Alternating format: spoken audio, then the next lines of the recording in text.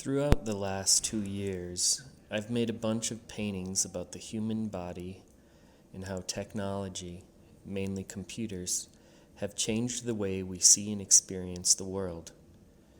To me, the body is becoming dissected and exploded into a million bits. In general, we exist in the real world, where we interact with people through speech, eye contact, and body language. But all of us are also part of another world, where our movements, our desires, and our dreams all are mined by supercomputers that monetize our very existence. So my task as a painter is one which involves an age-old problem. It's how to paint a person. Just as the human body is made up of a conglomeration of biological and technical processes, my paintings are both made by my hand as well as more mechanical processes. I have incorporated the use of a plotter and outfitted it with a paintbrush to remove my hand from the work entirely. Digital processes have also become more important in the creation of my work. I have photographed paintings while they're still in progress and then selected a single color in Photoshop and created a mask from this color, which is then screen printed back onto the painting as a glitched image. In my work, humans are represented as a mashup of these digital components. There's flesh and blobbiness, which represents the earthly realm, and crisp edges and pixels, which represents the digital.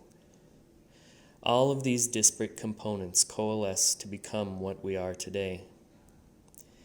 In the series of works I'm proposing for this exhibition, I would like to make a series of paintings that track human evolution into the digital realm. These will take place in the past, present, and future, but I won't look at these different eras as if they existed at different times. They will exist more as a cycle, similar to how Giambattista Vico wrote about cyclical history in The New Science. One point of artistic inspiration that deals with Vico and time is James Joyce's Finnegan's Wake, which is a jumble of languages, styles, and words. The last sentence of the book becomes the first sentence. There are abstract characters and situations, however they're nearly impossible to discern. In my paintings, I often make reference to more vintage-looking computers and artifacts that exist in a time which is difficult to place. In fact, the people themselves are a cacophony of avatars in real human flesh. For a period of time, I was allowing these paintings to unfold organically. Often accidents and spills determined compositional structure. The paintings needed to be built up over time, and for this reason, the preliminary stages were often approached in a very haphazard fashion. In the last few months, I made a very simple change, and it has also changed my paintings. I started stealing from other people's compositions. If I was going to do a portrait, I started looking at how people made portraits over the years. Where should the head be? Where do the hands go? I feel this has given the painting some structure that allows the viewer an easy entry point into the work. I also began to embrace the color palette which resonated with me the most.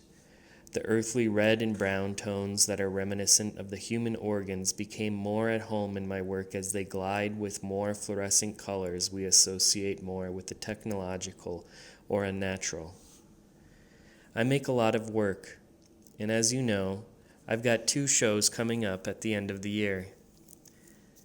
I've already spoken to the museum about the final show and the quantity of the work I will be making. Basically, my approach is to make a ton of work at my normal pace, and then work with the museum through their own curatorial procedures to determine which works should be shown and in what manner. I am open to curatorial suggestions in this regard, especially considering since there's a potential for 5 other people to be in this exhibition. Space could be limited. Nonetheless, in my conversations with the museum, it was said that they will do their best to accommodate my artistic vision. If there's enough space for this, is still to be decided. So let's get to what I actually want to make. For this exhibition, I'd like to create one large history painting. This will be done on a 12-foot by 6-foot canvas, which will be shown in a landscape configuration. The painting will be a multi-figural composition. All of the paintings in this series of works are all about the story of electricity. I feel like electricity is the perfect subject to explore since we often associate it with technology. But electricity is also what makes our bodies work and our hearts beat. It's something already inside us, working all the time, but something we see as being external as well. In this regard, it's closely linked to ideas concerning artificial life, or as it is more commonly called now, artificial intelligence. Of course, through containing electricity, we've also become able to create computers that can stimulate life. Through these attempts, we've discovered the best way to render the digital world is through the use of mathematical equations that create fractals. This is where it gets weird. The rise of PCs was actually something that developed alongside the use of psychedelic drugs. There was a bit of an East-West Coast battle going on.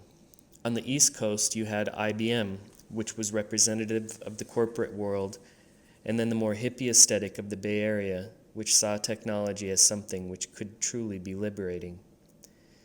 My paintings see these cyborgs, that's us, as something which also can be a liberating concept, but something that has also been used to control. The term cyberdelic is something which I identify closely with. However, I'm not interested in seeing the virtual as a form of escapism. Science fiction has consistently been quite good at creating a fantasy world that also addresses contemporary issues.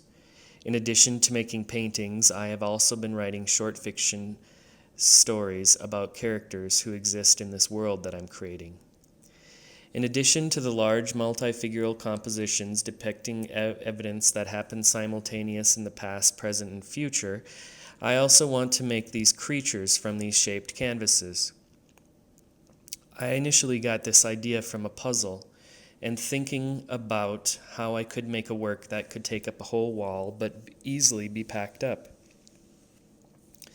While making prototypes for this, I discovered that it's better to make a more amorphous shape which can be interpreted in a wide variety of ways to make different types of creatures. Each component can be used in a variety of ways. For instance, what looks like a head in one configuration can be turned upside down and used as an elbow in another. By using a French latch on the back, I can easily turn these canvases in a variety of ways. When it comes time to hang, I'll photograph each one and make a configuration in Photoshop first, and then attempt to make a similar configuration on the wall. I'm really excited about these pieces, since they already seem to fit with what I've been doing in size and shape. I also like using the shadows and the fluorescent glow behind them that give them an otherworldly feeling. Upon completing this first attempt, I couldn't help but be reminded of one of my influences, David Cronenberg, who often used these types of body tech devices in his films. Also, my paintings often have blobs that are so far abstracted that it's difficult to make out any type of recognizable form. By being able to shift these abstract shapes around, I can create a variety of creatures from one pack of paintings. Yet they still represent the same thing. They're entities that are constantly shifting and moving and evolving, individuals with autonomy that can also combine and become a network.